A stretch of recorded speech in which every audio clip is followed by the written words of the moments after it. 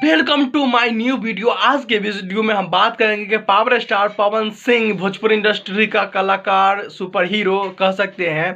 उनका जन्मदिन 5 जनवरी 2024 के था, यानी 5 जनवरी को प्रतिवर्ष मनाया जाता है।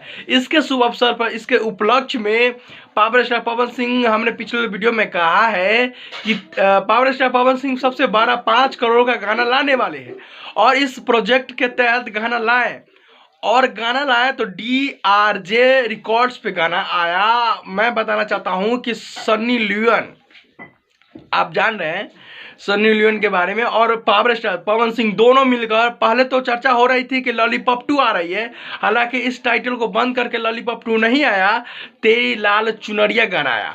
हालांकि यह गाना अभी ट्रेंड में कर रही है, यानी कि 3 दिन हुई है और 9.5 मिलियन व्यूज टोटल आ चुका है। और ट्रेंड के बात करें तो नंबर 1 पर म्यूजिक सेक्शन में ट्रेंड कर रहा है, यानी कि पावर स्टार पवन सिंह तेरी लाल चुनरिया सन्नी लियोन के साथ जो गाना आया है, पूरे भोजपुरी इंडस्ट्री या पूरे म्यूजिक सेक्शन पे 1 नंबर में ट्रेंड कर रहा है और 3 दिन में 9.5 मिलियन व्यूज आ चुका है। तो